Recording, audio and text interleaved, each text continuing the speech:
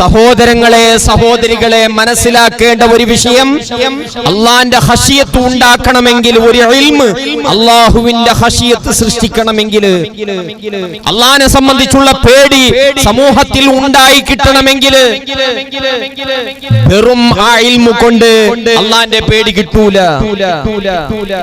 അള്ളാന്റെ പേടി കിട്ടൂല. അള്ളാന്റെ പേടി ഉണ്ടായി തീരണമെങ്കിൽ അൽ ഇൽമു ബി അയ്യാമില്ലാഹ്, അള്ളാന്റെ ദിവസങ്ങളെ കൊണ്ടുള്ള ഇൽമ് അത്യാവശ്യമാണ്. ഇമാം ഗസാലി റഹ്മത്തുള്ളാഹി അലൈഹി തങ്ങൾ വിശ്വവിഖ്യാതമായ യഹ്യാ ഉലൂമുദ്ദീനിൽ പ്രസ്താവിച്ച ഒരു സംഗതിയാണ് ഞാൻ നിങ്ങളുടെ മുമ്പിൽ പറഞ്ഞത്. അള്ളാന്റെ ഖശിയത്ത് കിട്ടണമെങ്കിൽ അള്ളാന്റെ ദിനങ്ങളെ സംബന്ധിച്ചുള്ള ഓർമ്മ, ഇൽമ് സമൂഹത്തിൽ വേണം. മിഅ്റാജ് എന്ന സംഭവം അത് ഈ സമൂഹത്തിൽ ഓർമ്മയോടുകൂടെ നിലനിൽക്കണം. ബറാഅത്ത് രാത്രി എന്ന അള്ളാന്റെ ഒരു ദിനം, അതിനെ സംബന്ധിച്ചുള്ള അറിവ് ഈ സമൂഹത്തിൽ നിലനിൽക്കണം. ബദ്രീങ്ങളെ ആണ്ട് എന്ന അള്ളാന്റെ ദിനം തീർച്ചയായിട്ടും ഈ സമൂഹത്തിൽ നിലനിൽക്കണം. മീലാദുൻ നബി എന്ന റബീഉൽ അവ്വൽ 12 ഈ സമൂഹത്തിൽ നിലനിൽക്കണം. അതൊക്കെ അള്ളാന്റെ ദിനങ്ങളാണ്, അള്ളാന്റെ ദിവസങ്ങളാണ്, അള്ളാന്റെ നിഅമത്ത് ലഭിച്ച ദിവസങ്ങൾ, അള്ളാഹുവിന്റെ നിഅമത്ത് ലഭിക്കുന്ന ദിവസങ്ങൾ, അള്ളാഹുവിലേക്ക് എത്താൻ സഹായിക്കുന്ന ദിവസങ്ങൾ, അള്ളാന്റെ ശക്തിയും അവന്റെ അടിമകളുടെ മഹത്വവും വിവരിച്ചു തരുന്ന ദിനങ്ങളാണ് ഇതൊക്കെ.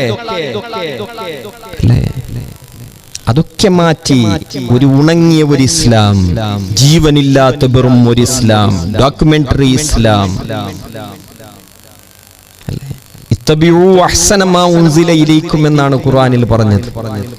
വല്ലദീന തബഊഹും ബിഇഹ്സാൻ എന്നാണ് ഖുർആൻ പറഞ്ഞത്. വളരെ ചിന്തിക്കേണ്ട വാക്കാണ്.